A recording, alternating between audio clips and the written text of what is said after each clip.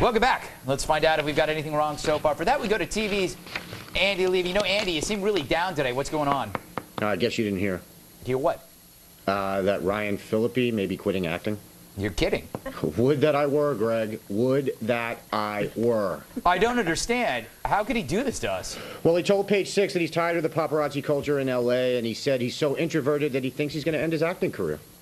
This cries for some sort of action on our part, Andy. I agree. We cannot stand idly by and let this tortured genius just walk away from giving so much pleasure to so many people, Greg. Perhaps some people who host a late-night show who care about Ryan might start a petition to persuade him to stick to his God-given craft. You know what? You've certainly given me something to think about, Greg. And more than that, you've given me the courage to go on. Yes, and I only can hope that the viewers feel the same way. And maybe take up the mantle. Yes. Yes. Whatever a mantle is. Or the gauntlet. Yes. Or some other piece of armored equipment. Yes. Yeah. Something like that. Yes. Because we're way too lazy to ever do anything. I know. It won't happen. I know. And we'd have to get graphics made. Yeah. What's the point? We could get a marching band. Oh, no, idea. they'd say no. Yeah. Bin Laden photo. John Gibson, I'm with you. They got to release this picture. Thank you. The iconic image of Bin Laden shouldn't be him with his sad eyes and, you know, his round glasses and carrying an AK-47. It should be him with half his head blown off. Yes, exactly. Unnecessary. Not unnecessary. It's the Donald Trump moment. I don't even mean it in a bloodthirsty way. I mean it in a here's why going into the terrorism business is a bad idea way. Yeah. It's a cautionary tale. Exactly. They should show that, hey, if you're thinking about being a terrorist, look at this. It's like watching Requiem for a Dream for Bill. Yeah. You know, I've watched a lot of cautionary tales in my time, Andy, and they don't need to swear to get their point across, unless they're hacks. And apparently none of them worked. Clearly they do, because none of them have worked on you. You holding? What's that? You holding? I just need something. I'm reeling from that F-bomb. You're starting to sweat, aren't you? Yeah. A little bit. Yeah. Can we hurry this up? Yeah. All right, Shaky. Time's a wasting. I'm going to take a quick bathroom break. Yeah. John DeVore, you said Americans don't like to see images of death. Yeah, there's none of that in our popular culture. Of actual real death. Oh, okay. Not anything that would make us confront our own Do you mortality. remember those Faces of Death videos that sold like really good selling videos? The 19th century, Americans loved death. We ate it up. Scalps and photographs of bloated corpses on Civil War fields. Right. We loved it, but then we got over that because it's not. John Lennon in the Did we? morgue. Let's see. Let's list them. Yeah. Marilyn Monroe. Do you know this was a... You know what people never watch is that Zapruder film. Nah. Yes, it's true. Or the autopsy photos. Do you know they toured, what's his name, Jesse James' body? They did a death tour where people just looked at him. Again, It was a different time. Yeah. They should have done that. I should have. They should have done a Sama tour. Should have rolled that body in the Oval Office. Yeah. No. Should have dragged him behind a wagon. No. No. Greg, Ixnay on the Oozjay being behind Architect Shay. Okay. Carrie, I will be giving Hebrew? Carrie, I will be giving tractor rides after the show. Woo! I love America! Yeah. Yep. Thanks, Andy. You don't know what he calls his tractor. He goes over a lot of hills. I'm looking forward to What it. does that more now. mean? I don't even know. Yeah. Speed bumps, I meant. Okay. John, you brought up the president's upcoming, John Gibson, you brought up the president's upcoming trip to Ground Zero on Thursday. For what it's worth, sources are now saying that he invited former President Bush to go with him, and Bush graciously declined. Well, he should have showed up. It would have been great to see Bush there. Yeah. Pakistan. So, where were you when you first heard that Bin Laden didn't return soccer balls to children? That's a big story. No. No. I mean, 9/11 was bad enough, but when I heard he didn't return soccer balls, I just, thank God this son of a is dead. Yeah. It's like the icing on the cake, isn't it? Yeah, the whole point of doing the story was so we could say he had a lot of balls. I know. And that was worked the out only well. reason. No, and it worked out And well. it's the only reason I'm here. Yeah, exactly. You're just here for the balls, aren't you? Always. Yep. Oh, you guys are impossible. Aren't we? I get the joke. I get Aren't it. we I'm just? still not following. It means two things. Aren't we just a card? Yeah. Yeah. John Gibson, you said they were worried that the soccer balls had spy cameras inside. But if they thought that, wouldn't they get the soccer balls the hell out of there? Burn them before the soccer ball got near Bin Laden. But doesn't that make it suspicious? It's like, why are these people burning soccer balls with spy cameras Well, there was inside? a lot of things suspicious. You're right. Yeah. All right. I have a feeling the Pakistanis might not have Was there overlooked another that. explanation Yeah. for keeping the soccer balls No. I'm unaware of? I think we covered that with the whole ball segment. Obviously, they're starting Yeah. a dodgeball team. Yeah. We knew nothing about it. Yeah. Ben Stiller must have been there. Yeah. John DeVore, you call Pakistan a bipolar nuclear power, and of Yes. course we've made it, which I agree with. We've made it crystal clear that we went out of our way to not let them know we were coming into their country to get bin Laden. But here's my question. Is it possible that we're lying about that to give the Pakistani government some cover so that they don't get reprisals from al-Qaeda? Certainly, that's a good theory. I mean, the Pakistan is on the verge of some kind of wicked, crazy civil war. Yeah. So we have high-level intelligence connections with Pakistan, Right. and there's also the rogue intelligence element of Pakistan that hates us. Yeah. Is there a more fun word to say than rogue? I love rogue. Yeah, such a great word. By the way, I'm now hearing reports the only thing on bin Laden's hard drive, a bootleg of the Justin Bieber movie, Never Say Never. Oh, really? Yeah. Well, he has universal appeal, so I don't think you can blame Bieber for that. No, You no, just say it's just that you he's so can't- overwhelmingly popular. You can't pin this one on Biebs. No. Hey. Here's why he's still a monster, guys. Bootleg, the artist doesn't get any That's what I'm proceeds. saying. Right, Yeah, exactly. yeah. No, yeah. Wow. Yeah. Yep. Rude. Bieber, I'm so sorry. Yep. The And he was final- selling T-shirts in the yard. Yeah. Ugh, bastard. Final bin Laden video. Greg, you mentioned a nuke, which no one else seemed to know what you were talking about. No.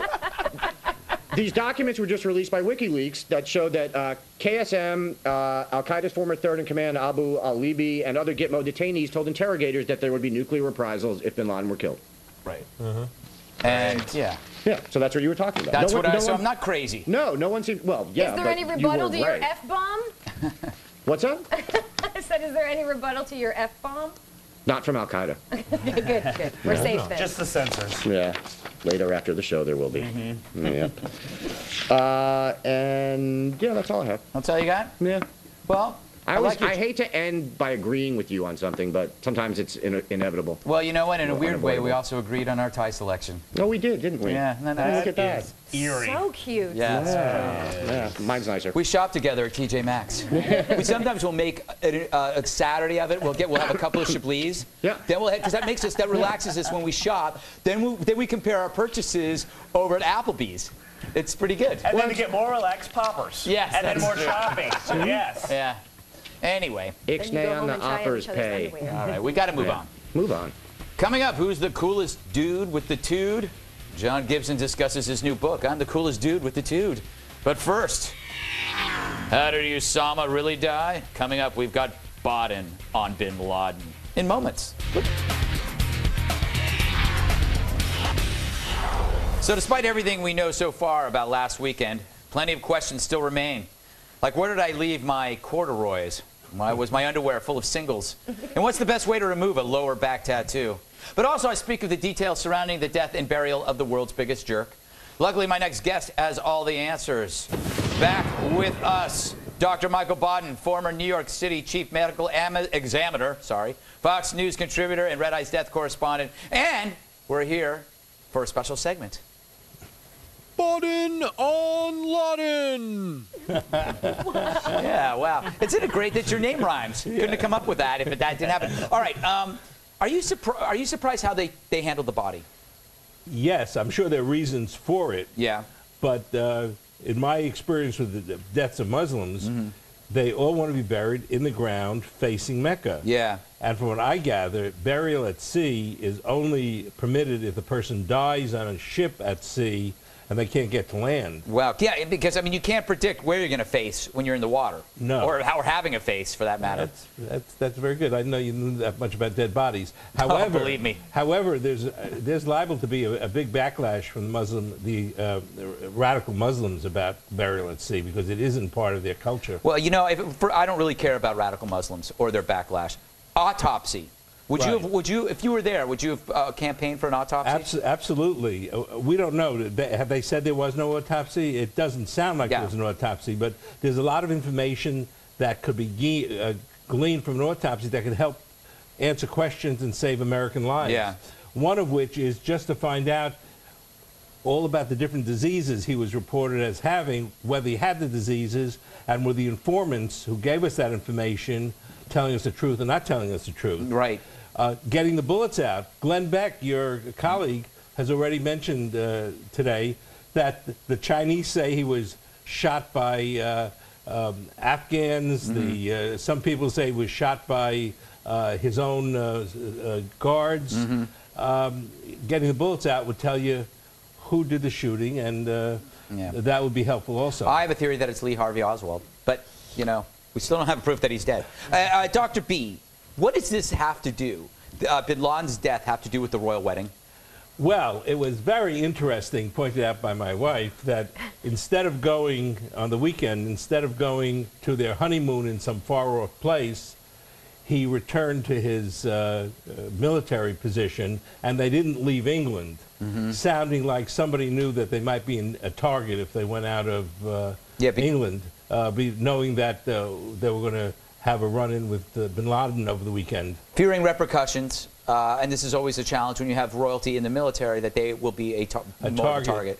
And so they pulled them back, meaning there must have been some kind of conversation? Or somebody knew, somebody may have known higher up that there was going to be an action against bin Laden. If something happened, a person like Prince William would be a target abroad. Yeah. Also, the X Factor's on Saturday, so they might have wanted to get back to watch the finals on that. You never know. Never know. Burial at sea. Okay. Is there like some kind of mathematical equation that you got to adhere to when you have a body to figure out, like, they put you in a weighted bag? Yeah. Do you have to like look at a human body and go, Dr. B, you're gonna need 50 pounds? What, like, do they? Yeah, it would. The more fat you have, the more gases, and the more you're going to float. The old way to doing it, burials at sea in the military, in the Navy, was to put 2 cannonballs in the basket, the casket, or whatever was surrounding the body. They weighed it down with 2 cannonballs, which could be 50 or 100 pounds. Yeah. But the bodies, if they start to decompose, will overcome any weight and come to the surface. We don't know where he was dumped off. If he is dumped down far enough so that the water stays cold all the time, then he won't decompose. He won't decompose. He'll turn into soap. Yeah. There you go. That's interesting. Something positive. And how also, ironic. Speaking of soap, the same thing happened with Hitler. When Hitler was recovered by the Russians in Berlin, they initially buried him on land, and then they feared that he'd become a shrine for people. So Stalin had him exhumed and cremated, and the cremation ashes strewn about his john or something. This was the same thing here. They're afraid he would become a shrine. Well, now the thing is, it goes like even now, if people had the chance to get Hitler's brain or any part of Hitler, they would go and try to find it. And I would think like 100 years from now, they're going to have the technology to track down. I mean, we make these massive advances. There's going to be people who are going to try to find bin Laden's body, right? Yeah, but in the ocean, there's liable to be some kind of a fish or animal activity that will eventually get rid. Also, the bones and the bodies, like in the Titanic, they didn't find any bodies in the Titanic because over time, the chemistry of the ocean just disposes of the body. All right. So it's not like theoretically I would catch a fish that had eaten bin Laden and then actually eat bin Laden. You're getting back to Shakespeare. The molecules of bin Laden go into the air, and then we eat them, and that's how a peasant can eat a king or something. I want to ask you, this thing about the picture of his body, they say that the most recognizable image of his face is also the most gruesome of pictures. It's mangled beyond not beyond recognition, but it's mangled. Couldn't there have been somebody, a mortician, usually they do this in funeral homes, to kind of like piece it back together for the photo? That's what morticians get paid for. They can take a head that's had bullet holes and put it together and put makeup on it so the person is approximately similar for viewing to life, despite how badly there are injuries. I got one last question. They say it's a 99.9% DNA match. Why not 100? Because the error rate in doing DNAs is 1 in 1,000. When people say 1 in a trillion, just writing down the wrong name or mixing up test tubes is 1 in 1,000. So you can never be better than 1 in 1,000. Okay, but you know this is probably 100% because because they should have done fingerprints, dentals. They could have done that within minutes of getting him, and that'd be the normal way to identify somebody. The DNA is sort of an add-on. All right, amazing. Thank you, Dr. Bodden. Always amazing stuff coming from you. We learned stuff about royalty that we did not know. Amazing. All right. There was a royal wedding? Yes, there was a royal wedding. Yeah, Check that out. yeah. Okay. All right. Time for another break. And remember to check out the new Red Eye podcast. There's a new one every day. To catch them, go to foxnewsradio.com and click on Red Eye. Tonight, we talked about all of our annoying office habits, and I have to say it was delightful. It wasn't not delightful. That's a double negative, Greg. It was. It was. All right. Mail time. Mail time. Mail time. It's mail time. The address is redeye@foxnews.com. You write, I read, then it's over between us. Here we go. Michael leads things off. What was the name of that foxy girl you just had on? Well, you must be referring to this fine young thing. Technically, I'm selling my virginity for money. Technically, that would be classified as prostitution. But it's not going to be a regular thing. So in my head, I can justify that I'm not going to be a prostitute. I don't think I'll regret it. Dingo, 12 o'clock! Well, she sure is fetching. That is Wilhelmina Schulzenstein. She's 22 and single, and she'd love to date you. I can rearrange time for you if you like. Word of warning. She puts out before the first date. Oh. So you don't actually need to buy her dinner. Bonus. Yes. Disgusting. Greg emails us. I'm a huge fan of Red Eye and the owner of a small hometown barber shop. If I sent you a self-addressed stamped envelope, would it be possible to get an autographed photo of yourself from my shop? I'd like to hang it next to my others. Just let me know, thanks. Look, I know this scam. You put my face up there, then claim I get a haircut at your joint, thereby creating a mad rush around town among the gentlemen to get their hair cut at your establishment. It's foolhardy and insulting, but if you send me a stack of old Playboys, I might consider.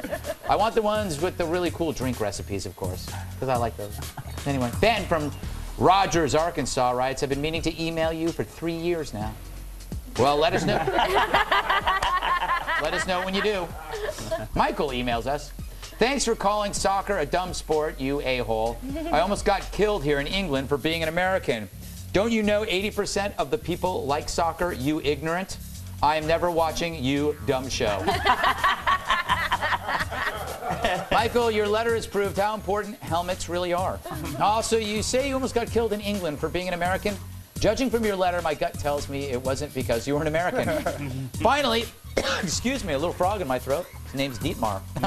Anyway, Dietmar from Wilhelmshaven, Germany.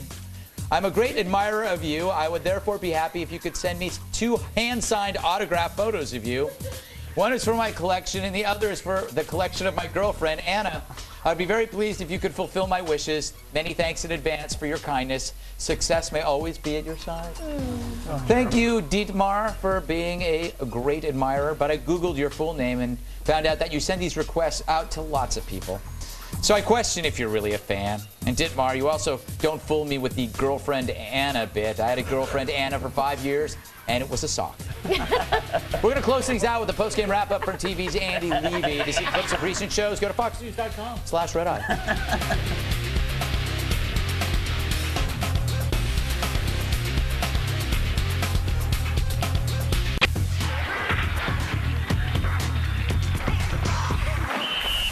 Time to go back to TV's Andy Levy for the post-game wrap-up. Thanks, Greg. Hey, Kerry, tell me about Big Morning Buzz Live, but only tell me. Don't tell anyone else. Okay, so it's a secret just between you and me, but Yep.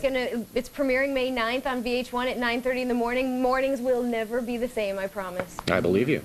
All right. John Gibson, you giving Bush all the credit for this Bin Laden killing? Not all, but he should get a bow. Come on, Dad, don't misstate it.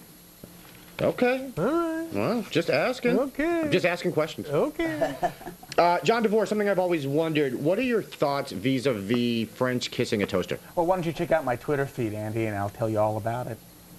That's just lame. I know. If you want to plug your Twitter feed, just say you want to plug your Twitter feed. Twitter.com/John DeVore. There you go. Do it. See how easy that was? You are so manly. I know.